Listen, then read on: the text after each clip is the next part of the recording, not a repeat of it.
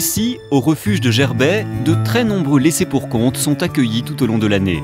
Parmi eux, des chiens beagle qui ont vécu un cauchemar pendant d'interminables années. Ils sont nés dans un laboratoire où ils ont servi de cobayes pour des expérimentations médicales. Durant 8 ans, Lisa, Tina et Sandy ont été complètement isolés du monde. Alors, comme une vingtaine d'autres refuges en France, Gerbet s'est portée volontaire pour leur offrir une seconde vie. C'est surtout au début. Elle a un côté un peu craintif, après il faut un petit temps pour prendre ses marques.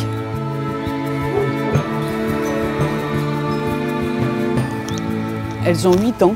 Toutes les trois, elles sont de décembre 2002, donc elles vont sur leurs 8 ans. Et elles sont nées et elles ont vécu en cage, uniquement pour les laboratoires. Donc elles ne connaissent pas, au début quand elles arrivent ici, elles ne connaissent pas l'herbe. Elles ne connaissent pas les sorties, donc il faut les habituer, leur réapprendre la propreté et les réguler sur les sorties qu'il y a plusieurs fois par jour pour les inciter à faire à l'extérieur et pas dans leur box. Malgré qu'elles aient 8 ans, elles sont d'âge mental, c'est comme des chiots, elles ont tout à découvrir du monde extérieur, quoi. Le but du jeu, c'est de faciliter les placements et leur retrouver rapidement une nouvelle famille et avec un contexte familial, avec des enfants, et qu'elles soient le plus, on va dire, posées et épanouies possible à leur départ du refuge. Donc il faut les préparer à différents stimuli de la vie extérieure.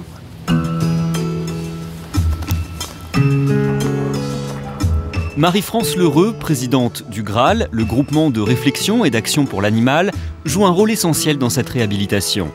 Grâce à son association, en 5 ans, 300 chiens ont déjà été sortis des laboratoires d'expérimentation. Là, donc, c'est Sandy, la toute première. D'accord. Une étape en attendant l'abolition pure et simple de l'expérimentation sur les animaux. Ils sont superbes. C'est un bonheur grandiose. Et j'ai immédiatement la pensée qui va vers tous ceux qu'on n'a pas réhabilités encore et qui sont pléthores. Il faut savoir que chaque année, la France expérimente sur à peu près 2000 chiens, que nous avons espoir d'en sauver entre 5 et 10%.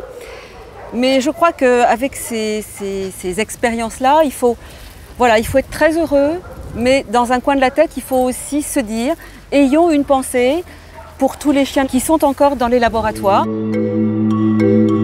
Utilisés dans des protocoles de recherche dans la lutte contre le cancer, le sida ou les maladies génétiques, le sort de ces chiens était jusque-là à la discrétion des laboratoires. Mais depuis 2009, ces tests médicaux sont plus strictement encadrés par une directive européenne qui oblige à traiter les animaux avec respect.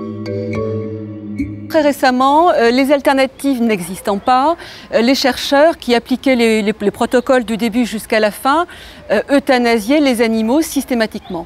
Qu'il s'agisse d'animaux reproducteurs, d'animaux témoins, d'animaux n'ayant pas subi de tests très invasifs, les animaux étaient euthanasiés en fin de protocole. L'article 19 de la nouvelle directive européenne apporte la possibilité donc de les placer. De façon très officielle, très légale, très encadrée, ils pourront réhabiliter leurs animaux de laboratoire. Donc c'est une étape majeure qui a été franchie. La moindre des choses que le citoyen français, que les associations, que les laboratoires doivent faire pour les animaux de laboratoire qui ont servi la science pendant des années, la moindre des choses que nous puissions faire pour eux est de leur permettre une fin de vie. Pour aider ces chiens à découvrir une vie normale et pouvoir ensuite les placer dans de vrais foyers, Jocelyne demande souvent l'avis de son vétérinaire. Le docteur Soulois repère alors les inévitables traumatismes de ces petits martyrs. Dans la plupart des cas, leur mise en liberté après 8 ans d'emprisonnement est un moment difficile à passer. Dusty, viens. On constate que les chiens ne veulent pas marcher sur l'herbe. C'est-à-dire que là, on les appelle, on est là, ils vont toujours faire le tour sur les dalles de béton, mais ils ne viennent pas dans l'herbe, parce qu'ils ne sont pas habitués à marcher sur l'herbe. Donc pour eux, c'est un substrat qui est pas agréable ou curieux, et ils ne le connaissent pas, donc il faut les habituer à venir sur l'herbe. Et a priori, on peut penser que c'est parce que dans leur ancienne vie, effectivement, ils étaient toujours sur un substrat de type carrelage ou ciment. Ils n'ont pas été habitués à marcher sur l'herbe, et donc au niveau des pattes, ça doit leur procurer une sensation curieuse. Ils sont un peu dans un milieu hyper protégé, comme dans une bulle, et quand ils sortent, c'est comme un chiot qui ne connaît pas du tout son environnement. Donc il va falloir retravailler tout ça et apprendre tout ça. Apprendre la marche en laisse, apprendre les bruits, les voitures, les musiques, les tondeuses, enfin tout ce à quoi ils n'ont pas été confrontés jusqu'à présent, quoi.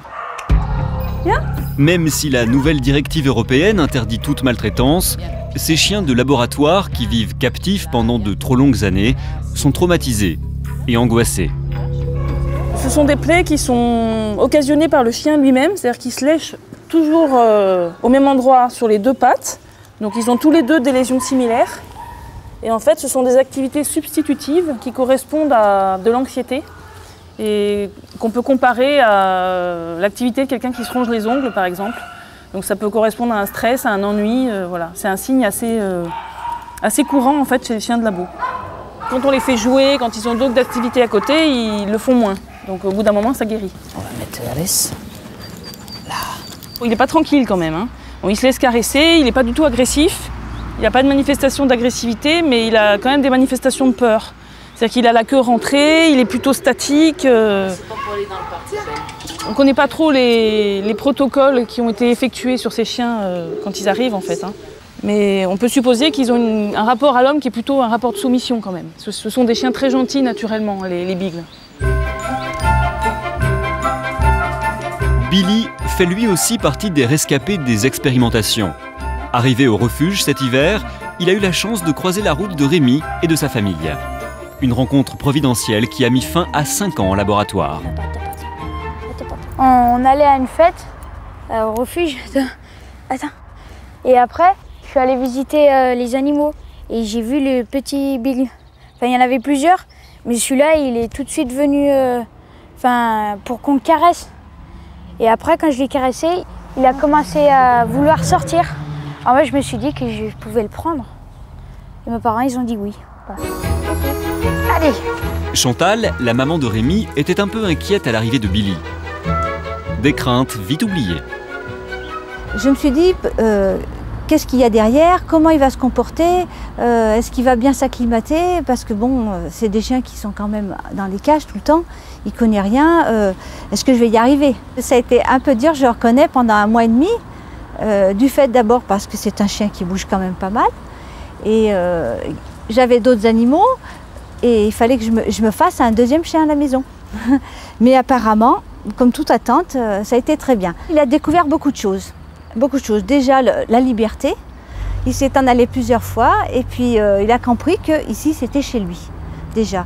Et puis, au niveau de la nourriture, il connaissait certainement que des croquettes. Il a goûté à beaucoup de choses et maintenant, il est super gourmand. C'est un chien extrêmement câlin. Je crois qu'ils sont très câlins, ces chiens, et ils ont peut-être manqué de ça. Et il est très très bien avec les autres animaux. Je trouve qu'ils apprennent très très vite. Par rapport à d'autres chiens, ça va beaucoup plus vite alors qu'il a 5 ans.